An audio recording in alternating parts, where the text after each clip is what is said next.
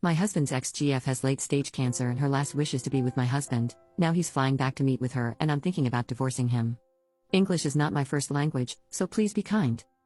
I, 30F, met my husband Seb, 35M, after he and his ex-girlfriend Tanya, 33F, broke up due to her infidelity, but they remained best friends. They previously lived together for 5 years, and needless to say, they remained in contact even before he met me. I would be lying if I said it never made me feel uncomfortable even once. It did, and it still does because Tanya is still in love with my husband. She never denied it and, in fact, would even call or message me when she can't get a hold of Seb.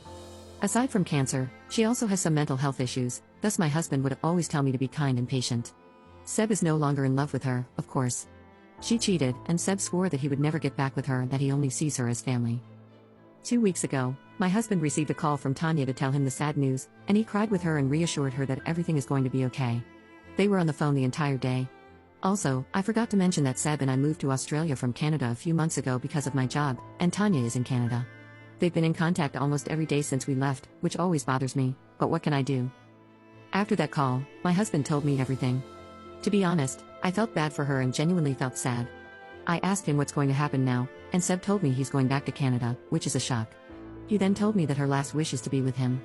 I didn't say anything except, what about me? He said if I can't leave my job, then he's going to visit me whenever he gets the chance, and I walked out without saying anything. I've been avoiding my husband since the phone call, and have been ignoring him whenever he tries to bring up the conversation. Yesterday, I found out he already bought a ticket and is flying back home in January. I feel like he's abandoning me, but at the same time, I feel that I'm selfish for hating both of them. I'm honestly thinking of getting a divorce because obviously he's choosing her over me, but at the same time, I wonder why my husband is so attached to her. Seb considered Tanya and her family like his own as he doesn't have one.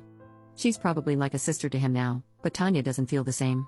She's madly in love with my husband, and him granting her wish will surely make her think they still have a chance. My entire life I've been putting others first. I've been very patient and understanding about their weird relationship, but I feel sick and confused. I want to call her and yell at her for ruining my marriage, for trying to steal my husband from me, for using her sickness to get what she wants. I'm so mad at both of them. What did I do to deserve this? Update 1. First of all, I apologize to those who've been messaging me for an update. I was a mess after what happened and couldn't talk about it, even to my family. It's been over 15 months, and a lot has happened. I think I'm now ready to talk. Seb did end up flying back to Canada in January last year. Before he flew, we talked about the situation, and I told him I'd been in contact with a divorce lawyer. He was surprised, and he said he didn't expect me to leave him just because he needs to be with his family. I remember at the time all I felt was anger. I was so mad that he was making it sound like I'm the bad person. Nevertheless, the conversation didn't end well.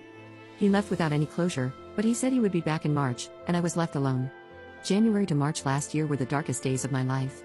I knew I did nothing wrong, but I ended up blaming myself for everything.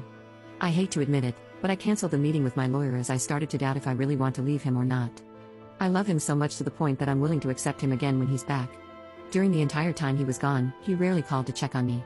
I had to call him most of the time. I know, I'm dumb. I felt so alone and sad. I begged for his attention, for him to give me some of his time, to be with me again. All those times he kept telling me that Tanya needs him more. In March, I was expecting him to come back so we could talk, but he didn't come back. He said he needed to stay longer and promised me he would be back in May. I don't know what happened to me when I got that call from him early March to tell me he wouldn't be flying back to Australia. At the time, I felt like there was a switch that suddenly turned off because somehow, I stopped caring. When he told me he wouldn't be back until May, I knew I had to move forward without him. Fast forward to May, he was back. That day, we sat down to talk. He broke down and said, "I can't lose you too." When he said that, I thought Tanya was gone, but no, she's not, and as far as I know, she's still alive to this day. I asked what happened, and he told me that Tanya asked him to go back and be with me. He said that Tanya is sorry for everything. Seb didn't want to leave her, especially when he saw how bad she was doing. They had a fight, and according to him, Tanya wants him out of her life. If I were the same dumb person, I would totally accept him back, but at that time, all I could think was, he's only back because Tanya doesn't want him anymore. I let him cry, I comforted him and let him stay in my apartment. A week later, I told him I'm divorcing him. At first, he refused to leave. It was a long and painful process, but on my birthday in July, he finally realized that he couldn't manipulate me anymore. By August, he was back in Canada. The divorce is not finalized yet, but we have been separated since he left. He tried to contact me several times last year. Tanya also tried to contact me, and everyone, including my family, tried to convince me to give him a second chance. But that day in March when I finally came back to my senses, I knew nothing could make me change my mind. As of now, I'm doing fine alone. I got promoted last year and moved to a bigger apartment near the beach. I found new friends and recently got into Pilates. I've traveled around Australia and New Zealand and met some amazing people. I feel like a completely different person, and last year was the major turning point in my life. Seb still bothers me from time to time, but he knows I couldn't care less anymore. Sometimes I talk to him, I still care, but not as much. I've been told by our common friends that he's not doing well. He started drinking more and couldn't get a good job because of it. He's mostly couch surfing because Tanya doesn't want him to live with her. Lol, that bleep.